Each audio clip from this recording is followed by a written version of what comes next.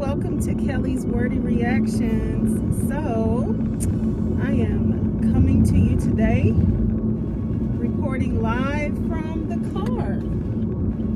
And I apologize that there is darkness. But it's nighttime. I'm on my way to a party, or I'm on my way to, not a party, but like a birthday celebration for a friend of mine. But for the last couple hours while I've been getting ready to go, I've been going back over a video from Pam ESQ. Pam on YouTube. Her channel is Pam ESQ, the Law Intellect, or Pam ESQ, the Law Intellect.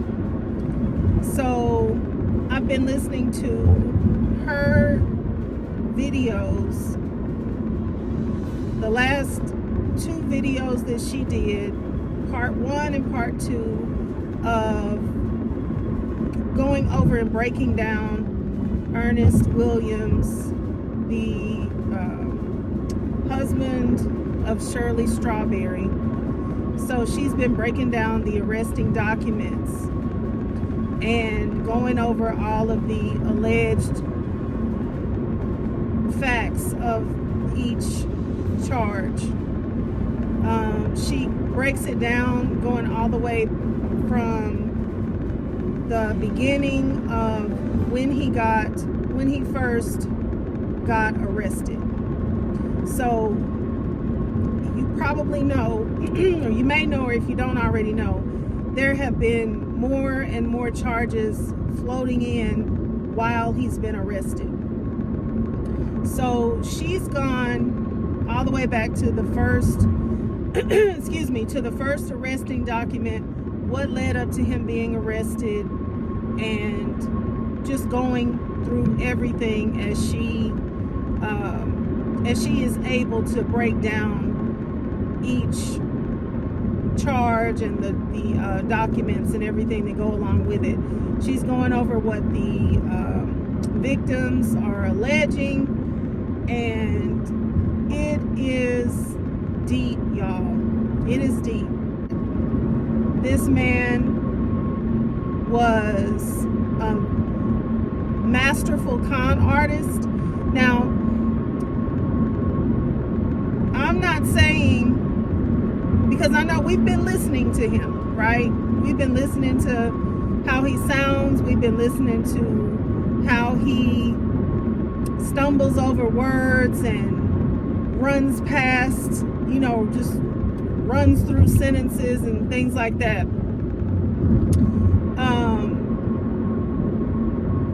This guy is a masterful con artist. And what I mean, or what that entails when you are a masterful con artist, you don't have to be smart at everything to be a good con artist, right? You could be the way that you talk and the way that you speak, your limitations might even be what you use to play into your con, depending upon who you're talking to. A con artist more so studies his victim. He knows his target audience, so to speak, and he's able to study that.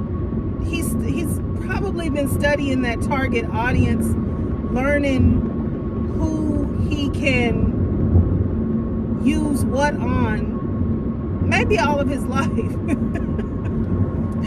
Maybe all of his life, but certainly at whatever point he learned what works for him as a man, what gets him the things that he wants out of people as a man, and he has gotten in there and learned what works with who.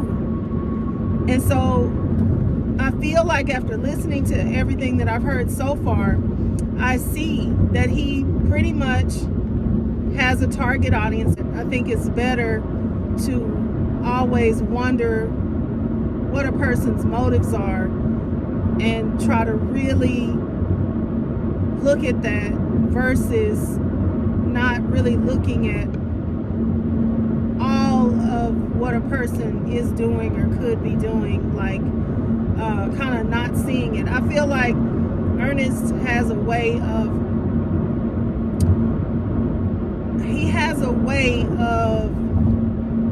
I don't know, throwing rocks in the other direction and making you look somewhere else while he's doing this over here. He's causing people to look over there. And I just say he's masterful because he's mastered it. I feel like he has it down to a science, because the things that she talks about that he did, and I really wanted to bring you all a lot of details on my own channel, but it's so detailed that I would have had to literally take notes as she talked, and I just haven't had time to sit and do that. So I'm going to direct you over to Pam ESQ, the Law Intellect, so that you can get all the details as to what the victims that eventually went to the police, basically what happened. I'm going to give you a real basic overview. What happened is that he went, approached people, different people. At this point, she's gone over 2 of the sets of crimes, because what he did was he stole a lot of money by deception. He would meet someone, he would talk them up, tell them all of what he could do for them as far as their social media, as far as being able to get them cars, as far as being able to get them more followers, and it was like he was selling himself as a life coach, an image consultant, a social media expert, and something having to do with vehicles, right? So he would sell them on all these services, and he would get them to send him money, incremental chunks of money, $1,000, another $1,000, another $1,000, $200, $500. And this man did not deliver on not one thing that he promised. Meanwhile, if he could, I don't remember about the first lady, the second lady. I think the first lady, I know for sure the first lady who started all of this investigation, it was a combination of things. His landlord called the police on him because he was $26,000 behind on the rent. And you can't really call the police on a person for that per se, but the landlord said, my concern is that he has all these expensive cars in the driveway, a Bentley, 2 Harley Davidson motorcycles, an ambulance, and some other really expensive car. So there were all these really expensive vehicles in the driveway at the house. The landlord said that he did a walkthrough, which was a part of the lease for him to be able to do monthly walkthroughs, I think. And so the landlord said that he had gone and done a walkthrough, and it didn't appear that anyone lived in the house, even though they had been renting for 3 months. So in 3 months' time, the rent must have been really expensive, because he'd racked up $26,000 worth of in the arrears on the rent.